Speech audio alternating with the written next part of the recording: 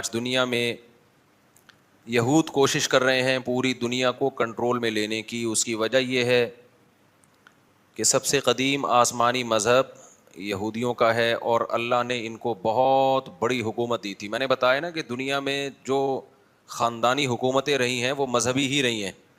3 مذہبوں نے دنیا میں دادا گیری کی ہے, بدماشی جسے کہتے ہیں, جائز بدماشی. ایک یہود نے کی ہے, پوری دنیا کو فتح کیا انہوں نے. پھر اللہ نے عیسائیوں کو غلبہ دیا, انہوں نے یہودیوں سے سارے علاقے چھین کے ان پہ حکومت کی. پھر اسلام جب دنیا میں آیا تو جو کام پہلے یہودیوں نے کیا تھا پھر ان کے ساتھ عیسائیوں نے کیا, تو پھر عیسائیوں کے ساتھ کس نے کیا؟ مسلمانوں نے. اچھا, کمال کی بات یہ ہے کہ مسلمانوں کی یہودیوں سے لڑائیاں نہیں ہوئی ہیں, بہت کم, صرف نبی کے دور میں تو ہوئی وہ خیبر میں اور بنو قریظہ وغیرہ سے. اس کے بعد بڑی لڑائیاں مسلمانوں کی یہودیوں سے کبھی بھی نہیں ہوئی. سارا ٹاکرا عیسائیوں سے رہا ہے, کیونکہ عیسائیوں نے یہودیوں سے علاقے چھین لیے تھے. تو یہودی پھر رعایا بن کے رہتے تھے, لیکن ان کو اس بات کا غم ہے کہ یہ تو سارا ہمارا حساب کتاب تھا نا. تو قرآن میں اللہ نے بتایا ہے کہ تمہارے جو پیغمبر دنیا میں آئے وہ نیک اعمال کی بنیاد پہ اللہ نے ان کو دنیا میں حکومت دی تھی. تم نے ان کی معیت میں جہاد کیا, وہ جہاد جس کے پیچھے صحیح موٹیویشن ہوتی ہے, اس میں مجاہدین کو ایک پاور ملتی ہے. اور جب جہاد کے پیچھے صرف پیسہ رہ جائے, زمین اور حکومت رہ جائے, تو اس جہاد میں طاقت نہیں رہتی, بلکہ وہ جہاد ہی نہیں رہتا ہے. تو اب یہ لوگ کہتے ہیں ہمارے پیغمبر تھے سلیمان علیہ السلام, داؤد علیہ السلام. تھوڑا سی تاریخ بتا دیتا ہوں نا, پتہ ہی ہوگا لیکن نئے لوگ بھی آتے ہیں. ابراہیم علیہ السلام سے اصل میں تو تاریخ شروع ہوتی ہے نا, جو پیغمبروں کی جو ہمیں ملتی ہے. ویسے تو اس سے پہلے بھی پیغمبر آئے ہیں, لیکن جو اب جو دنیا میں زندہ قومیں ہیں ان کی ہسٹری کہاں سے ملتی ہے ہمیں؟ ابراہیم علیہ السلام. اس سے پہلے کی ہمیں ویسے کتابوں میں تو تھوڑا بہت تذکرہ مل جائے گا, من حیث القوم کوئی قوم نہیں ہمیں نظر آتی اب, کیونکہ وہ مذہب سارے یہودیت میں پہلے چلے گئے, اس کے بعد عیسائیت میں, اس کے بعد اسلام میں. تو ابراہیم علیہ السلام کا زمانہ آج سے تقریباً لگ بھگ 4000 سال پرانا زمانہ ہے. اوپر نیچے ہو سکتا ہے, کوئی پوری کیلکولیشن کسی کی نہیں ہے. تقریباً کتنا ہے؟ 4000 سال پرانا زمانہ. انبیاء آتے رہے تھے آدم علیہ السلام کے. اچھا, آدم علیہ السلام اور ابراہیم علیہ السلام میں کتنا ہے یہ نہیں پتا. اس میں اندازے لگائے جاتے ہیں کہ ہم سے آدم علیہ السلام کا زمانہ 10,000 سال پرانا ہے ہم سے, لیکن یہ کچھ بھی اس میں کوئی رائے نہیں قائم کی جا سکتی, کیونکہ کوئی تاریخ لکھنے والا تو تھا نہیں, وہ زمانے دنیا میں ختم ہو گئی ہیں. اب تو کوئی پرانی لاش ملتی ہے تو سائنسدان تحقیق کرتے ہیں کہ قبل مسیح ہے کہ بعد مسیح ہے. قاف میم لکھا ہوتا ہے نا, اب تو وہ بھی لکھنا چھوڑ دیا لوگوں نے, تو وہ اس سے پہلے کی بڑی بڑی تاریخیں. بہرحال تو ابراہیم علیہ السلام وہ نبی ہیں جن کو اللہ تعالیٰ نے بہت زیادہ نوازا تھا, کیونکہ بت پرست قوم کے خلاف کھڑے ہو گئے تھے. اور پھر ابراہیم علیہ السلام سے اللہ نے وعدہ کیا تھا کہ آپ کی اولاد میں ہم نبوت کو جاری کریں گے. میں کافی لمبی پہلے بتا چکا ہوں, بہت شارٹ کروں گا تاکہ آج ہمارا یہ ٹاپک نہ رہ جائے. تو ابراہیم علیہ الصلوۃ والسلام کی اولاد میں حضرت اسحاق علیہ السلام پیدا ہوئے, دوسری زوجہ سے اسماعیل علیہ السلام پیدا ہوئے, اور اسحاق علیہ السلام کی اولاد سے پھر 2 زوجہ تھیں, حضرت سارہ اور حضرت ہاجرہ. تو حضرت ہاجرہ سے نبی صلی اللہ علیہ وسلم پیدا ہوئے 2000 سال کے بعد ان کی نسل میں, یعنی ایک ہی پیغمبر پیدا ہوئے حضرت ہاجرہ سے جو محمد صلی اللہ علیہ وسلم تھے, اور مکہ میں جو ان کی اولاد ٹھہر گئی تھی.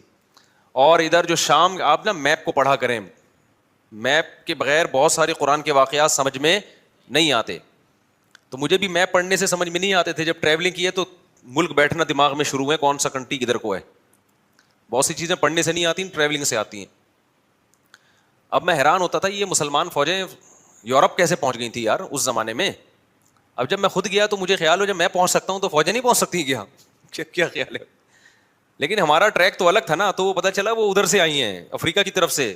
آپ وہ دیکھیں نا نقشہ تو پتہ چلتا ہے, وہ وہاں سے علاقے فتح ہوتے ہوتے ہوتے ادھر سے انہوں نے رائٹ پہ, آگے سمندر تھا تو رائٹ پہ ٹرن مارنا پڑا ان کو.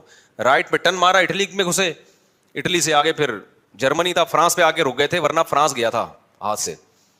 تو وہ پھر آپس میں ہی بغاوت ہو گئی, آپس میں ہی لڑ پڑے تھے, ورنہ یورپ پہ مسلمانوں کا قبضہ ہو چکا ہوتا. تو لندن گیا تھا صحیح ہے نا, لندن بھی گیا تھا گوروں کے ہاتھ سے, لیکن ہوا یہ کہ آپس میں پھٹا ہو گیا تھا, بغاوت ہو گئی, لڑائیاں ہو گئی 2 کمانڈروں کی. تو یورپ کو پھر چھوڑ دیا, پھر آپس میں الحمدللہ ایسا لڑے, آج تک کیا ہو رہا ہے اللہ کے فضل سے لڑ رہے ہیں الحمدللہ, ہر سطح پہ لڑ رہے ہیں اللہ تعالیٰ میاں بیوی گھر میں لڑ رہے ہیں, حکومتیں آپس میں لڑ رہی ہیں, دوست دوست سے لڑ رہا ہے, مذہبی اسکالر آپس میں لڑ رہے ہیں.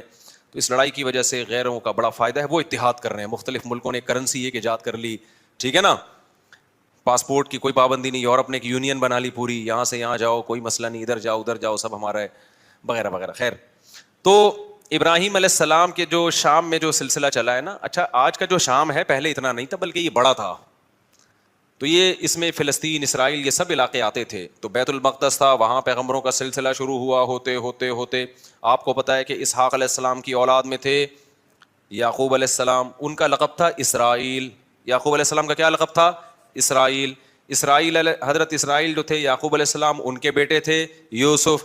اور یوسف علیہ السلام مصر چلے گئے, سورہ یوسف میں ہے نا واقعہ, وہ ایک بادشاہ بن گئے مصر کے. تو بنی مصر کا نقشہ دیکھیں آپ, سعودی عرب یعنی مغرب کی طرف, جہاں سورج یہاں ہے نا سعودی عرب, تو سعودی عرب آئے گا پہلے, اس کے بعد مصر آئے گا, اور رائٹ سائڈ پہ ٹرن ماریں گے تو کیا آئے گا؟ اسرائیل آئے گا, فلسطین آئے گا. تو ایسا نہ ہو نکل جائیں یہاں پہ گدھے پہ بیٹھ کے, ایسے نہیں, جہاز سے ٹرن مارنا پڑے گا آپ کو. تو مصر میں جو ہے نا یوسف علیہ السلام, وہاں کی حکومت ان کے ہاتھ میں آئی. مصر بڑا زبردست ملک تھا, ایک بڑی تہذیب, مصر کی تہذیب بہت پرانی ہے اور بڑے اسٹیبل لوگ تھے. تو وہاں پر یوسف علیہ السلام کی حکومت قائم ہو گئی. یوسف علیہ السلام بہت اقلیت میں تھے نا, وہ تھوڑے سے بنی اسرائیل آئے تھے, 90 کے قریب ان کا خاندان تھا. یعقوب علیہ السلام نے شادیاں بہت کی تھیں, اولاد ان کے بہت تھی, اب یہ انہوں نے کی تھی, اب آپ ان سے پوچھیں. تو یعقوب علیہ السلام کی اولاد میں برکت بہت ہوئی ہے. اس غم میں بھی انہوں نے شادی کی ہے جب یوسف علیہ السلام بچھڑ گئے تھے, اس دوران بھی انہوں نے نکاح کیا ہے.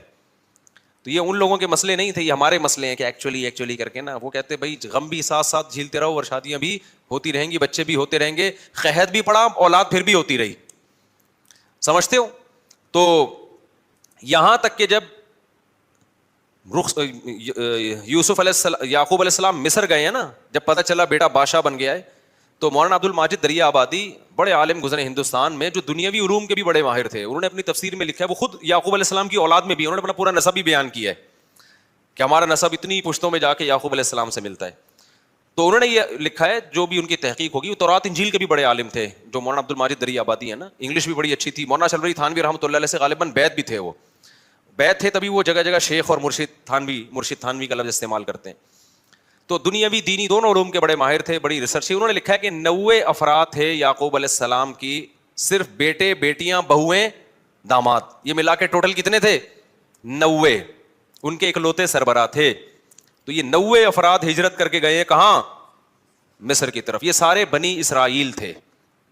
سمجھتے ہو گے نہیں سمجھتے؟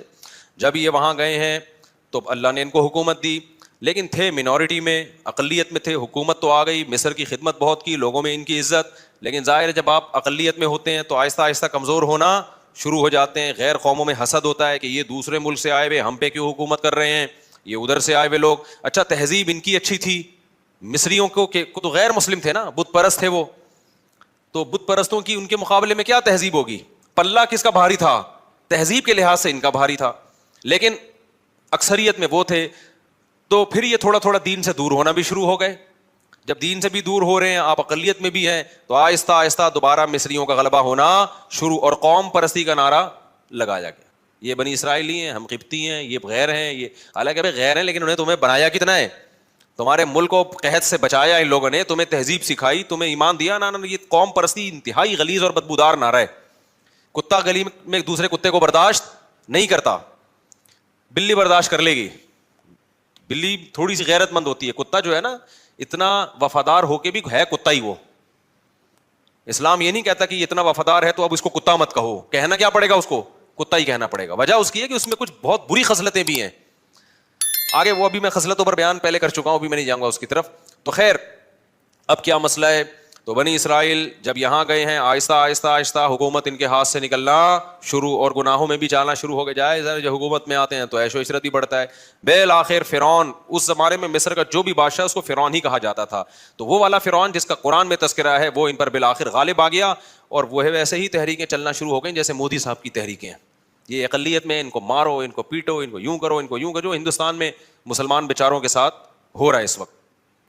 تو ظلم شروع ہوا فرعون کا, اور قرآن کہتا ہے کہ ایسا سخت ظلم بنی اسرائیل کے اوپر کہ یقتل ابناءہم ویستحیی نساءہم, مردوں کو قتل کر دیا جاتا تھا, عورتوں کو چھوڑ دیا جاتا تھا, تاکہ ہم ان سے اپنی نسل ان سے پیدا ہو ہماری, یا ان کو ہم لونڈی بنائیں, غلام بنائیں. تو فرعون کو کہیں خواب آیا کہ میری, وہ نجومیوں نے نہیں بتایا تھا, نجومی جھوٹ بولتے ہیں, نجومیوں کو کچھ بھی نہیں پتا ہوتا, تو زیادہ راجع بات اس میں یہی کہ خواب آیا تھا فرعون کو, اس کو خواب آیا یا کسی نے ماہرین نے پیش گوئی کی ہوگی کہ لگتا ہے کہ یہ قوم میں لیڈر کی صلاحیت ہے, انہی کا کوئی شخص اٹھ کے تمہارا تختہ الٹے گا, تو تم اتنا ظلم کر رہے ہو نا. تو فرعون نے کیا کیا, ظلم کم کرنے کے بجائے بڑھا دیا. تو اب قرآن میں اس کا تذکرہ اللہ تعالیٰ نے سورہ قصص میں ذکر کیا ہے, وہ میں انشاءاللہ بعد میں, یہ 21ویں رات سے جو ہے نا, جب دوسرے لوگ بھی آ جائیں, اعتکاف والوں کی تعداد بڑھ جاتی ہے, تو کچھ مضامین ان کے لیے رکھے ہوئے. تو بالآخر موسیٰ کلیم اللہ پیدا ہوئے, اور اللہ نے موسیٰ علیہ السلام کو فرعون کے محل میں پلایا, اور پھر موسیٰ علیہ السلام کو نبوت ملی, اور پھر بالآخر فرعون کو اللہ تعالیٰ نے دریا میں غرق کر دیا, اور فرعونی کیا ہو گئے, ایک بھی بندہ نہیں بچا, سارے ہی مار دیا اللہ تعالیٰ نے, ٹھیک, جتنے بھی تھے. بنی اسرائیل کو نجات ملی, اور قرآن ان کی تعریف کرتا ہے بما صبروا, اس لیے کہ بنی اسرائیل نے موسیٰ کا ساتھ دیا تھا اور صبر کیا تھا انہوں نے, لیکن تھے بہرحال نالائق, صبر بھی کرتے تھے, تکلیفیں بھی دیتے تھے. پھر بنی اسرائیل کو حکم ہوا کہ اب تو تمہارا اصل وطن ہے فلسطین, ارض شام, وہاں تم موسیٰ علیہ السلام کی قیادت میں اب جہاد کرو. یہ تو اللہ نے فرعون کو خود ہی ٹھکانے لگا دیا, اب ہر جگہ اللہ خود سے کام نہیں کرے گا, کچھ تم کو بھی تلوار اٹھا کے کرنا پڑے گا. یہاں تو ویسے بھی ان کے پاس طاقت ہی نہیں تھی, منورٹی میں تھے نا, کیا لڑتے یہ. تو بنی اسرائیل نے کہہ دیا ہم نہیں جائیں گے, اذهب انت وربک فقاتلا, کیونکہ غلامی میں اتنا عرصہ گزار چکے تھے کہ ذہن کیا بن گیا تھا, غلاموں. آپ اگر غلام بنے رہو نا کچھ دن تک, تو آپ کا دماغ میں مینٹل لیول کیا ہو جاتا ہے. جو لوگ بچوں میں زیادہ رہتے ہیں نا, تھوڑے دنوں میں بچکانہ حرکتیں شروع کر دیتے ہیں. صحبت کا بہت گہرا اثر ہوتا ہے, خوب سمجھ لو. اگر آپ پڑھے لکھے لوگوں میں بیٹھو گے تو آپ کیا بن جاؤ گے, سنجیدہ, سیریس ہو جاؤ گے. آپ اگر ہر وقت مسخروں کے ساتھ بیٹھو گے تو چھچھورے بن جاؤ گے آپ, سنجیدگی آپ میں سے ختم ہو جائے گی. آپ علماء, بزرگوں, صلحاء کے ساتھ بیٹھو گے, اللہ کی محبت آپ کے اندر پیدا ہو جائے گی. دنیا پرستوں میں ہر وقت بیٹھو گے, جو ہر وقت مال و دولت کی باتیں کرتے ہیں, اتنی گاڑی, اتنی پیسہ, بحریہ ٹاؤن, فلانا, آپ کی نظر میں دنیا کی ہوس اور لالچ پیدا ہو جائے گی. یہ انسان کی نیچر ہے.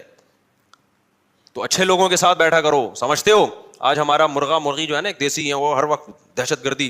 ایک فینسی بھی ہے ہمارے پاس, تھائی لینڈ کی نسل, وہ مرغا بھی بڑا تمیز کا اور مرغی بڑی تمیز کی. ہمارے پٹھان دوست ہیں, آج ان کو میں لے کر گیا اپنے پنجرے میں, انہوں نے کہا ان پورے پنجرے میں نا, آپ کے کیج میں پڑھے لکھے یہی لگ رہے ہیں, یہ دو مرغے. مجھے ان کا تبصرہ بڑا اچھا لگا. انہوں نے کہا یہ جو مرغا مرغی ہے نا, اس پورے پنجرے میں مجھے صرف یہ دو پڑھے لکھے لگ رہے ہیں, باقی سارے ان پڑھ اور جاہل. وجہ اس کی ہے کہ وہ ہر ایک دوسرے کو جب کوئی موقع ملے, وہ کوئی نیا بندہ آئے اس کو چھیڑ رہا ہے. وہ کہا پڑھے لکھے صرف یہ لگ رہے ہیں. میں نے کہا یہ پٹ رہے ہیں سب سے زیادہ یہاں پہ. اچھا خیر, تو میں نے کہا اب یہ پڑھے لکھے ہیں, یہ بھی ان کے ساتھ رہ کے ان پڑھ نہ بن جائیں. تو اب مسئلہ کیا ہے, تو اللہ تعالیٰ نے بنی اسرائیل کو حکم دیا, بنی اسرائیل نے جہاد نہیں کیا, اللہ کو غضب آیا, اور موسیٰ علیہ السلام نے بد دعا بھی کی, اور اللہ نے کہا یہ زمین ان پر حرام ہے. 40 سال تک وادی تیہ میں اسی طرح سے یہ تڑپتے رہیں گے.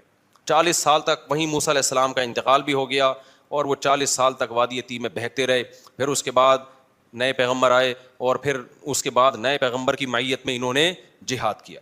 جب انہوں نے جہاد کیا تو قرآن نے اس کا بھی واقعہ اللہ تعالیٰ نے قرآن میں بیان کیا ہے سورہ بقرہ میں. تو جب ان کا جہاد ہوا ہے نا, تو ان کی فوج, ان کے جو کمانڈر تھے ان کا نام تھا طالوت. وہ پیغمبر ہی نے ان کو بنایا تھا کمانڈر, وقت کے نبی نے, لیکن وہ غریب تھے. بنی اسرائیل نے اس پہ بھی اعتراض کیا, غریب آدمی ہمارا امیر کیوں بن رہا ہے. تو ان کو بتایا گیا بھائی اس کے پاس نالج زیادہ ہے اور صحت اچھی ہے. کمانڈر کے لیے پیسہ ہونا ضروری نہیں ہے, نالج, جنگ لڑنے کا تجربہ زیادہ ہو. دیکھو اللہ تعالیٰ دنیا کو اسباب سے چلاتے ہیں. علماء نے بیان کیا ہے جنگ کے کمانڈر بنانے کے لیے یا ملک کا صدر وزیر اعظم بنانے کے لیے 2 بندے ہیں آپ کے پاس.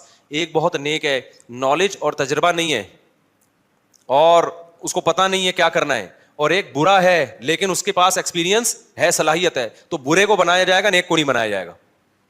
بات نہیں آ رہی سمجھ میں؟ جب میں یہ بات لوگوں کو بتاتا ہوں, لوگ کہتے ہیں یار یہ کیا بات ہے, تقوی کی تو بڑی اہمیت ہے. میں ان سے کہتا ہوں مجھے ایک بات بتاؤ, آپ جب گھر میں ڈرائیور رکھتے ہو گاڑی چلوانے کے لیے, ایک بندہ ہے تہجد گزار ہے, تبلیغ سے حضرت جیسے 4 مہینے لگا رہے ہیں ماشاء اللہ, کتنے وقت کے لیے نکلے ہوئے ہیں حضرت آپ؟ سالانہ چلہ, ماشاء اللہ ماشاء اللہ. تو وہ بھی سالانہ چلے کے لیے نکلا ہوا تھا, ابھی تازہ چلہ لگا کر آئے, لیکن وہ گاڑی چلانی نہیں آتی.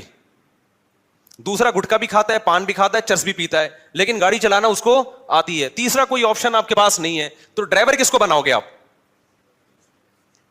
نیک کو تھوڑی بناؤ گے, بولو گے بھائی تو بہت نیک ہے لیکن جو کام تجھے دیا جا رہا ہے تجھ میں اس کی صلاحیت نہیں ہے. ہاں نیک ہونا, دونوں ڈرائیور اگر ڈرائیور ہیں پھر جو نیک ہے اس کو ترجیح دی جائے گی. پھر دیکھا جائے گا یار اس کا 4 مہینے لگے ہوئے, اس کے نہیں لگے, تو میں کم از کم اگر کسی کو ڈرائیور رکھوں گا تو میں 4 مہینے والے کو ترجیح دوں گا, یار یہ ڈرائیور بھی ہے اور نیک بھی لگ رہا ہے, یہ ذکر اذکار کرے گا فارغ وقت میں, گانے نہیں سنے گا گاڑی میں بیٹھ کے, چرس نہیں پیے گا.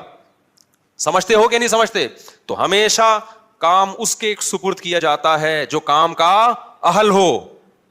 یہ نبی کی بھی سنت ہے, صحابہ کی بھی سنت ہے, پیغمبروں کی بھی سنت ہے. تو پیغمبر نے طالوت کو امیر بنا دیا اور کہا کہ اللہ کے حکم پہ بنا رہا ہوں. لوگوں نے کہا یہ تو پیسے ہی نہیں ہے ان کے پاس, غریب آدمی.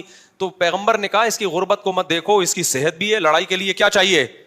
صحت چاہیے. کمانڈر ہونے کے لیے جگرا چاہیے, صحت, کانفیڈینس, دل مضبوط. اور دوسرا علم ہے اس کے پاس, نالج ہے, نقشوں کا پتہ ہے, کدھر سے جانا ہے, کدھر سے ٹن مارنا ہے, دشمن کے حملے کیا ہوتے ہیں, ان کی چالوں کو سمجھتا ہے یہ. لہذا یہ طالوت کیا بنے گا؟ یہ تمہارا کمانڈر بنے گا.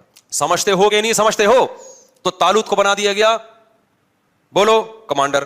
اسی طالوت کی فوج میں حضرت داؤد تھے جو ابھی تک پیغمبر نہیں بنے تھے. بنی اسرائیل کی ایک عام فرد تھے اور حضرت یعقوب علیہ السلام کی اولاد میں تھے, ظاہر ہے بنی اسرائیل میں سے تھے. اب کیا ہوا ہے کہ جب یہ لشکر گیا ہے لڑنے کے لیے تو یہ بہت تھوڑے تھے اور دشمن بہت زیادہ. تو اللہ نے ان کو امتحان میں ڈالا, کیونکہ اسباب کی دنیا میں بڑا مشکل تھا. تو اللہ چاہتے تھے اسباب تو ہے نہیں تو تقویٰ تو ہونا کم از کم. اسباب بھی نہیں ہے, تقویٰ بھی نہیں ہے, تو پھر کس چیز کی پتہ ملے گی بھائی, اللہ کی مدد کیوں آئے گی؟ افغانستان میں طالبان نے امریکہ کو بھگا دیا نا, تو اسباب تو نہیں تھے, لیکن اس اسباب کی تلافی کس چیز نے کی ہے؟ اللہ کے خوف نے, آخرت کی لالچ نے. تو دونوں ہی چیزیں نہ ہوتی تو پھر پلڑا کس کا غالب تھا؟ اللہ کہتا ہے وہ بھی ایسے ہی, تم بھی ویسے ہی, تو پاور تو اس کے پاس ہے, تو تمہیں کس بات کی میں فتح عطا کروں؟ سمجھتا نہیں ہے نا بات کو. تو دونوں ہی چیزیں اگر مارکیٹ سے شارٹ ہوں تو پھر میرے بھائی گھر پہ آرام سے بیٹھ کے اللہ اللہ کرنا چاہیے, بڑے بڑے کاموں کا نہیں سوچنا چاہیے. تو خیر, اب کیا تھا, اللہ میاں نے ان کو آزمایا کہ ان کا تقویٰ چیک کرنا ہے. تو پیغمبر نے ان کو بتا دیا, طالوت کو بتا دیا, اور طالوت نے پھر لوگوں کو بتا دیا کہ بھئی دیکھو یہ پانی آئے گا, نہر آئے گی, شدید پیاس لگے گی, لیکن اس نہر سے پانی پینا نہیں ہے, برداشت کرنا ہے اللہ کے لیے. جس نے پانی پی لیا تو اس کا مجھ سے کوئی تعلق نہیں ہے, جو پانی نہیں پیئیں گے وہ میرے ہیں. یہ بڑی آزمائش تھی. قرآن کہتا ہے بنی اسرائیل میں اکثر نے پانی پی لیا. اکثر نے کیا کر لیا؟ پانی پی لیا, گناہ کیا, اللہ کی نافرمانی کی. اس کا نتیجہ یہ نکلا, آخر جو دشمن جو تھا نا اس کے کمانڈر کا نام تھا جالوت, وہ بڑا پاورفل آدمی, اس کے پاس بڑی فوج تھی. تو اس گناہ کی نحوست یہ ہوئی کہ جن نے پانی پیا انہوں نے کہہ دیا کہ ہم میں اس سے لڑنے کی طاقت نہیں, ہمارے حوصلے پاس بھائی یہ بہت بڑی جماعت ہے, ہم نہیں لڑ سکتے, نکلو بھاگو. اس سے کیا پتہ چلتا ہے؟ جہاد میں, جنگ میں گناہ جو ہے نا, اللہ کی نافرمانی, اس کی نحوست پڑتی ہے. صرف جہاد میں نہیں, جو بھی بڑے کام ہے نا, حوصلے والے کام, وہ حوصلے والے کام گناہ گار لوگ نہیں کر پاتے, وہ پرہیزگار لوگ کر پاتے ہیں. خدا کا خوف ہوتا ہے نا, گناہ سے بچتا ہے, اس کی ایک الگ سے موٹیویشن ملتی ہے انسان کو, حوصلہ ملتا ہے اللہ کی طرف سے. گناہ گار لوگوں کے حوصلے کیا ہوتے ہیں؟ پست. وہ مشکل موقعوں پہ پتلی گلی سے بول لیا کرو نا زبان سے, یار نکل جاتے ہیں. جب مشکل موقع آئیں گے نا نکل لے گا پتلی گلی سے. تو انہوں نے بھی یہی کیا. وہ اب اور مشکل ہو گئی, جنہوں نے پانی نہیں پیا تھا وہ کیا تھے؟ بہت تھوڑے, وہ اور تھوڑے رہ گئے, ان کے تو حوصلے پست ہو گئے. لا طاقت لنا اليوم بجالوت وجنودی, ہم میں جالوت اور اس کے لشکر سے لڑنے کی پاور نہیں ہے. اب ہونا کیا چاہیے تھا کہ جو تھوڑے سے رہ گئے تھے وہ اپنے کمانڈر طالوت سے جا کے کہتے کہ حضرت ہم تو پورے لشکر کو دیکھ کے آئے تھے کہ یہ سب لوگ ہمارے ساتھ ہیں, جب آدھے سے زیادہ لوگوں نے حوصلے پست ہو گئے ہیں تو کائنڈلی اب ہمارا لڑنا بنتا نہیں, اب ہمیں بھی یہ مروائیں گے, لہذا اب ہم اکٹھے کیا کرتے ہیں, یہاں سے واپس چلتے ہیں, عزت اسی میں. لیکن نہیں, انہوں نے گناہ کیا تھا نا, اس کی نحوست, انہوں نے نیکی کی تھی, پیاس کے باوجود پانی نہیں پیا. یہ تعویل نہیں کی کہ یار پانی پیئیں گے تو لڑیں گے نا, نہیں بھائی, جب اللہ نے کہہ دیا پیاسے لڑو تو بس اللہ فتح دے گا اسی میں. تو تقویٰ تھا تو اس کی برکت ان کے حوصلے پست ہونے کے بجائے بڑھ گئے. انہوں نے کہا تھوڑے سے ہیں, لڑیں گے انشاءاللہ. اور پھر کہنے لگے, جو نہیں لڑنا چاہ رہے تھے پست ہو گئے تھے ان کے حوصلے, ان کو بھی حوصلہ دلانے لگے. کم من فئۃ قلیلۃ غلبت فئۃ کثیرۃ باذن اللہ. بھائی تاریخ اٹھا کے دیکھو کتنی مرتبہ ایسے ہوا ہے, بہت تھوڑی تھوڑی جماعتوں کو اللہ نے بڑی بڑی جماعتوں پہ غلبہ دیا ہے, اور اللہ صبر کرنے والوں کے ساتھ ہے. ان کمبختوں کی سمجھ میں آیا نہیں آیا، اس سے تاریخ کیا ہے؟ خاموش.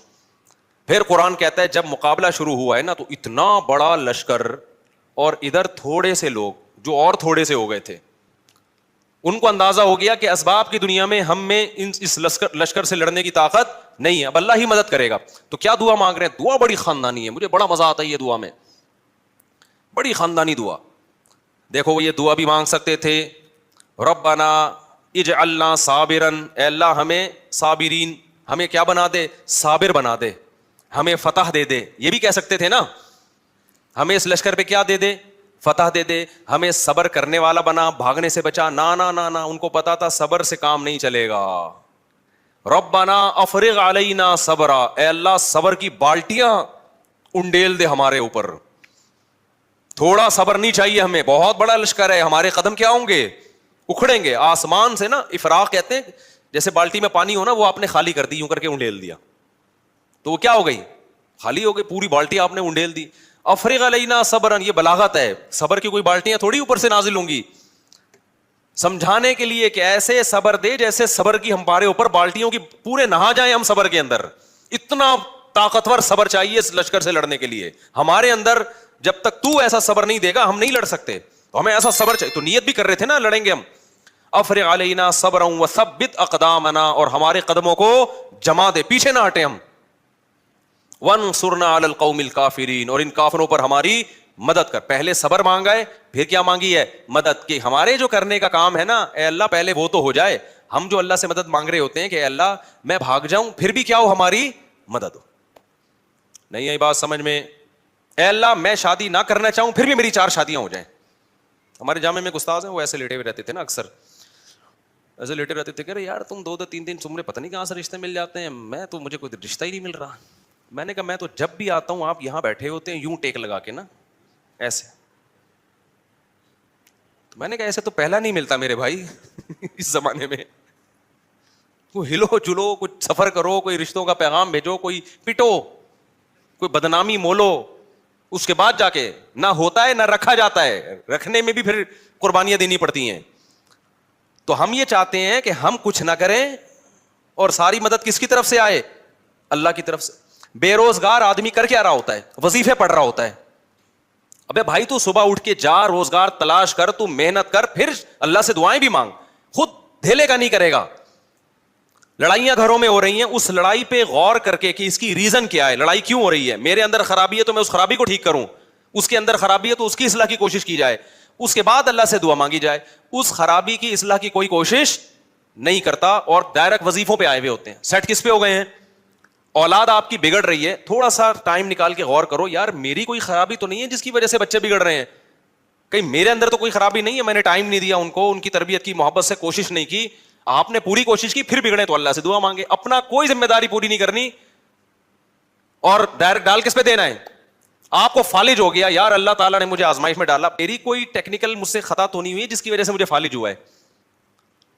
میں روزانہ 6 انڈے کیوں کھا رہا تھا، میں گائے کا گوشت کیوں کھا رہا تھا، میں اتنی چینی کیوں کھا رہا تھا، میں کر کیا رہا تھا، میں جو اتنی خوراک بنتی ہے صبح شام پھوڑے جا رہے ہیں اور پھر اس کے بعد دھماکے کے ساتھ پھٹ پھٹا کے کیا ہو جاتے ہیں؟ ہلاک ہو جاتے ہیں. پھر لوگ کہتے ہیں اللہ کی یہی مرضی تھی. اللہ کی یہی مرضی تھی اس قسم کے لوگوں کے ساتھ، ٹھیک ہے نا، کہ وہ اسی طرح پھٹیں. ہاں کچھ ہوتے ہیں احتیاط کر رہے ہوتے ہیں پھر بھی اٹیک ہو جاتا ہے، وہ اللہ کی مرضی ہے.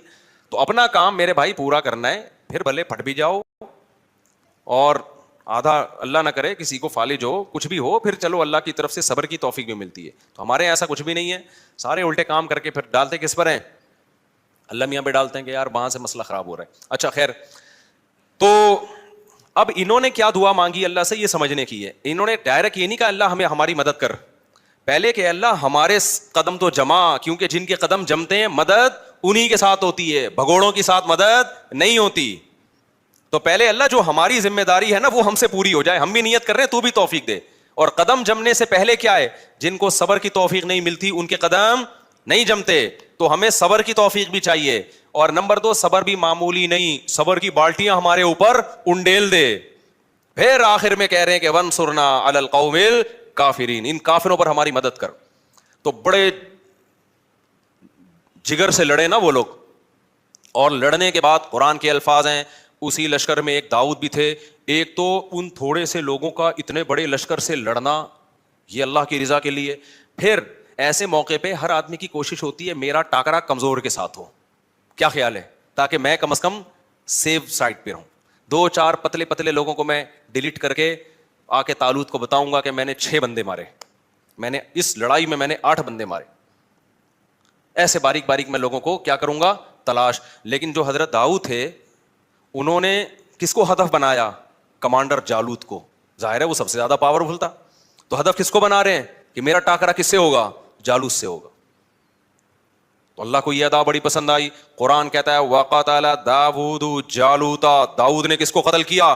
ڈائریکٹ جالوت کو جا کے قتل کیا. کہ چھوٹے موٹے کام کرنے کا نہیں ہے, جب بڑی جنگ ہے تو پھر کارنامے بھی بڑے ہوں گے. تو جا کے کیا, اس لیے میں کہتا ہوں ایک نہیں کرو, کرو تو 4 کرو ورنہ کمارے رہو. استغفر اللہ, یہ پھر موضوع ادھر کو کہاں گیا. اچھا خیر, تو کچھ کر کے جاؤ نا دنیا میں, پتہ تو چلے کچھ الٹا کر کے گیا ہے, سیدھا کر کے گیا ہے, کیا کر کے گیا ہے. لوگ باتیں, غیبت بھی ہوگی, برائیاں بھی ہوں گی, پٹو گے بھی, لیکن بدنام جو ہوں گے تو کیا نام نہ ہوگا؟ کیا خیال ہے بھائی؟ ایسا ہی تو یہ تو سب ایک ایک کر کے جا رہے ہیں دنیا سے. اچھا استغفر اللہ, حقوق بھی ہے اس پہ, پھر میں کبھی اس وقت بیان کروں گا انشاءاللہ. تو قتل داؤد جالوتا. قرآن کیا کہتا ہے؟ داؤد علیہ السلام نے کیا کیا؟ ڈائریکٹ ہدف کس کو بنایا ہے؟ جالوت کو, مار دیا اس کو. اللہ کو یہ ادا پسند آئی. فآتاہ اللہ الحکمہ, اللہ نے آپ کو حکمت بھی دی, نبوت بھی عطا کر دی. وعلمہ مما یشاء, اور جو کچھ اللہ نے چاہا آپ کو سکھایا. اب اس واقعے کے بعد بنی اسرائیل کے کمانڈر کون بن گئے؟ ظاہر ہے پیغمبر نے بھی دیکھا نا بھائی یہ ہیں اصل کا. پہلے یہ میرٹ کی بیس پہ سلیکشن ہو رہی ہے. کس کی بیس پہ ہو رہی ہے؟ بولو نا. کوٹا سسٹم نہیں تھا بنی اسرائیل میں اس زمانے میں کہ ہمیں کمانڈر بنانے کے لیے بنی اسرائیل کے وہ کتنے تھے ان کی جماعتیں؟ 12 قبیلے تھے نا. تو 12 قبیلوں میں ہر قبیلے کے اتنے کوٹے ہیں, اتنے لوگ ہوں گے. اب چونکہ اس قبیلے کا بن چکا ہے تو اگلا اس قبیلے کا. یہ کوٹا سسٹم بنی اسرائیل میں نہیں تھا. ان میں کیا تھا؟ میرٹ کی بیس پہ, صلاحیت کی بیس پہ. دیکھا بھائی داؤد میں سب سے بہتر صلاحیت ہے, تو اب بنی اسرائیل کے چیف آف آرمی اسٹاف کون ہوگا؟ آرمی چیف کون ہوگا؟ داؤد ہوں گے. اب داؤد علیہ السلام نے جو پہلی دفعہ اتنی قربانی دی تھی تو اللہ کے خوف سے دی تھی نا, تو ان میں اللہ کا خوف بھی تھا, تقویٰ پہلے سے موجود تھا. تو بالآخر بنی اسرائیل کے بادشاہ کون بن گئے؟ بولو نا, تمہارے چپ کیوں بیٹھے ہوئے ہو؟ داؤد علیہ السلام بن گئے. داؤد علیہ السلام نے خلافت سنبھالتے ہی کام کیا شروع کیا؟ اقدامی جہاد, جس پہ آج یہودی اور عیسائی مسلمانوں پہ اعتراض کرتے ہیں کہ تم لوگوں نے تو علاقے کے علاقے فتح کیے. اللہ نے داؤد علیہ السلام کو حکم دیا کہ آپ نے اب علاقوں کے علاقے کیا کرنے ہیں؟ تلوار کی زور سے فتح کرنے ہیں. وہاں پر اللہ کا حکم نافذ کرنا ہے. کسی کو تلوار کی طاقت سے یہودی یا مسلمان نہیں بنانا آپ نے. ہاں, حکم کس کا نافذ کرنا ہے؟ اللہ کا. داؤد علیہ السلام نے جہاد شروع کیا. بڑی ٹینشن یہ تھی کہ بڑی بڑی جماعتوں سے, بڑے بڑے قبیلوں سے مقابلہ ہوتا تھا, تیر بھی لگتے تھے, تلواریں بھی چلتی تھیں, زخمی بہت ہوتے تھے. اللہ نے داؤد علیہ السلام کے ذریعے بنی اسرائیل کی حکومت قائم کرنی تھی دنیا میں. اللہ نے داؤد علیہ السلام کو معجزے دینا شروع کر دیے. سب سے پہلا معجزہ, آپ کے ہاتھ میں لوہا پگھلا دیا اللہ تعالیٰ نے. جس طرح سے چاہیں لوہے کو کیا کر لیں, موڑ لیں. بڑی بڑی زرہیں بنانا شروع کی داؤد علیہ السلام نے, ڈھالیں بنانا شروع کی تاکہ جنگوں میں دفاع ہو. لتحصنکم من بأسکم, قرآن کہتا ہے داؤد کے ہاتھ میں ہم نے لوہے کو پگھلا دیا تاکہ وہ تمہیں جنگوں میں حفاظت کرے. تو پھر داؤد علیہ السلام کو اللہ نے دولت بھی بہت دی. جب دولت بہت دی تو پھر شادیاں بھی انہوں نے بہت کی. وہ ہماری طرح نہیں تھے کہ ایک بیوی ایک بچے. جب وسائل ہے تو بھائی حلال کیا ہے, تو بہت ساری شادیاں کی. تورات اور انجیل میں ہمیں ملتا ہے کہ بہت ساری بیویاں تھیں داؤد علیہ السلام کی, معذرت کے ساتھ. سمجھتے ہو, انہوں نے معذرت کے ساتھ نہیں کی. یہ میں آپ سے معذرت کر رہا ہوں کہ میں بیان کیوں کر رہا ہوں. تو داؤد علیہ السلام کو اللہ نے پرندوں کی بولیاں بھی سکھائیں. داؤد علیہ السلام کے معجزوں میں جیسے یوسف علیہ السلام کا معجزہ تھا خوبصورت چہرہ, حسن اللہ نے دیا, تو داؤد علیہ السلام کا معجزہ کیا تھا؟ بولو نا, خوبصورت آواز. بہت خوبصورت آواز میں وہ زبور کی تلاوت کیا کرتے تھے. اللہ نے ایک مستقل کتاب بھی دی داؤد علیہ السلام. ایسی زبردست تلاوت ہوتی تھی, اور جب اللہ کا ذکر کرتے لا الہ الا اللہ کا, تو پہاڑوں سے بھی لا الہ الا اللہ کی آوازیں آنا شروع ہو جاتی. یا جبال اوبی معہ والطیر, پرندے آپ کے سر پہ جمع ہو جایا کرتے تھے. وہ زبور کی تلاوت بھی سنا کرتے تھے اور آپ کی آواز سے بھی محظوظ ہوا کرتے تھے. پھر داؤد علیہ السلام عبادت گزار, ایک طرف دن میں کمانڈر ہیں, اور رات میں کیا ہے, پوری پوری رات عبادت کرتے تھے. ایک دن روزہ, پوری زندگی داؤد علیہ السلام کی ایسے گزری ہے, ایک دن روزہ ایک دن ناغا, ایک دن روزہ ایک دن ناغا. حدیث میں آتا ہے سب سے بہترین روزہ داؤد کا روزہ تھا, پوری زندگی ایسے کیا, ایک دن روزہ ایک دن ناغا. اگر ہمارے کوئی ڈاکٹر صاحب اس زمانے میں ہوتے تو ڈاکٹر صاحب کیا کہتے داؤد علیہ السلام سے, کیونکہ آپ نے ایکچولی لڑنا بھی ہے, آپ کی بیویاں بھی اتنی ساری ہیں, تو آپ ایسا کریں کہ صبح ناشتے میں آپ یہ لیا کریں. ناشتہ بہت ضروری ہے داؤد علیہ السلام, ناشتے کے بغیر زندگی بولو نا نہیں ہو, ایکچولی کچھ نہ کچھ ناشتہ ہونا چاہیے. پھر 2 گھنٹے کے بعد کچھ بسکٹ کا انتظام ہونا چاہیے. فاسٹنگ بہت بری چیز ہے, سمجھ میں آ رہی ہے بات. پھر پہلے ہم ڈاکٹر سے یہی سنتے تھے, ہر تھوڑی دیر کے بعد بکریوں کی طرح کچھ نہ کچھ آپ کھاتے رہیں. حکیم اور ٹائپ کے تھے ڈاکٹر, اور ناشتہ بہت ضروری ہے. تو پھر داؤد علیہ السلام لڑنے کے قابل نہ رہتے. داؤد علیہ السلام بھوکے رہتے تھے, ایک دن روزہ ہے ایک دن کیا ہے ناغا ہے, اور جب ناغا ہے تو وہ بھی کم کھاتے تھے. اس سے پتہ چلتا ہے بھائی کم کھانے والا زیادہ بیویاں بھی رکھ سکتا ہے اور میدان جہاد میں علاقے بھی فتح کر سکتا ہے. اور جو صبح و شام برگر پھوڑ رہا ہے نا, پیزا برگر پھوڑ رہا ہے, اور یہ جو کچھ ہم کھا رہے ہیں آج کل, تو یہ برگر تو بن سکتا ہے گول, یہ گول گپے کی دکان بھی کھول سکتا ہے, یہ کسی کی آنکھوں میں آنکھیں ڈال کے بات نہیں کر سکتا. تو چھوڑ دو یہ جو چیزیں تم کھا رہے ہو نا, بھوکا رہنے سے. خیر آگے اللہ تعالیٰ فرماتے ہیں کہ داؤد علیہ السلام کی جب حکومت قائم ہوئی ہے تو ان کے بڑے معجزے اللہ نے ذکر کیے. تو داؤد علیہ السلام کو اللہ نے بیٹے دیے سلیمان. تو یہاں پر وہ سلیمان علیہ السلام کا واقعہ ہے. اب میں وہ واقعہ جلدی سے سنا دیتا ہوں, یہ تمہید ضروری تھی ورنہ سلیمان علیہ السلام نئے لوگوں کی سمجھ میں نہیں آتے. تو اللہ تعالیٰ فرماتے ہیں ہم نے داؤد اور سلیمان کو علم دیا. وَوَرِثَ سلیمان داؤد, سلیمان وارث بنے داؤد کے. قال یا ایھا الناس, اور لوگوں سے کہنے لگے اے لوگو, علمنا منطق الطیر, اللہ نے ہمیں پرندوں کی بولیاں سکھا دی ہیں. وَأُوتِینَا مِن كُلِّ شَیْءٍ, اور حکومت چلانے کے لیے جتنی ضروری چیزیں ہیں ساری کی ساری اللہ نے ہمیں دے دی ہیں. ان ھذا لہو الفضل المبین, یہ اللہ کا بہت بڑا فضل ہے. اب سلیمان علیہ السلام کا دربار لگا ہوا ہے, بڑا عالی شان تخت. تو سلیمان علیہ السلام جو ہے نا مختلف ملکوں پہ لڑائیاں کرتے تھے. ان کا خیال یہ تھا کہ میں پوری مہذب دنیا میں اللہ کے دین کو نافذ کر چکا ہوں, کوئی بچا ہی نہیں ہے. ہر جگہ کس کی حکومت ہے؟ ہاں چھوٹے موٹے گاؤں دیہات ہوں گے کہیں, بڑی کوئی اسٹیبل گورنمنٹ اب دنیا میں باقی نہیں ہے, کوئی پاورفل حکومت ہو. تو وہ آرام سے بیٹھ گئے. وہ ایک دن کیا ہوا ہے, قرآن کہتا ہے وَحُشِرَ لِسُلَیْمَانَ جُنُودُهُ, آگے سے چلتا ہوں میں, یہ بہت لمبا ہو جائے گا حساب کتاب. اللہ تعالیٰ فرماتے ہیں وَتَفَقَّدَ الطَّيْرُ, ایک دن سلیمان علیہ السلام نا حاضری لے رہے تھے سب, تو ایک پرندہ مارکیٹ سے کیا تھا, شارٹ تھا. ہدہد, یہ وہ والا ہدہد نہیں ہے جو آج ہدہد ہے, یہ پتہ نہیں کیا ہے, اس کا نام ہدہد رکھ دیا ہے, وہ ایک پرندہ تھا بھارت. تو فقال ما لی لا اری الہدہد, سلیمان علیہ السلام نے کہا مجھے کیا ہو گیا کہ مجھے ہدہد نظر نہیں آ رہا ہے. ام کان من الغائبین, ایسا تو نہیں کہ مجھے نظر نہ آ رہا ہو, یا دوسرا آپشن یہ ہے کہ وہ مارکیٹ سے کیا ہو, شارٹ. اگر مارکیٹ سے شارٹ ہے تو یہ چھوٹا جرم نہیں ہے. لَأُعَذِّبَنَّهُ عَذَابًا شَدِيدًا, میں اس کو سخت ترین عذاب دوں گا کہ وداؤٹ پرمیشن وہ مارکیٹ سے شارٹ, وداؤٹ لیو. یا تو اس کی شادی ہو رہی ہوتی نا, کیا خیال ہے بھائی, شادی کی چھٹی لے کر گیا ہوا ہوتا, یا اس کے گھر کوئی جنازہ ہوتا, یا اس کے انڈوں سے چوزے نکل رہے ہوتے, کوئی وجہ ہونی چاہیے. وداؤٹ لیو, وداؤٹ اپلیکیشن, وداؤٹ پرمیشن وہ مارکیٹ سے شارٹ کیوں ہوا ہے. او لأذبحنہ, یا میں اس کو ذبح کر دوں گا. او لیاتینی بسلطان مبین, جب تک اپنی غیر حاضری کی واضح دلیل لے کر نہیں آتا اس وقت تک معافی کا آپشن نہیں.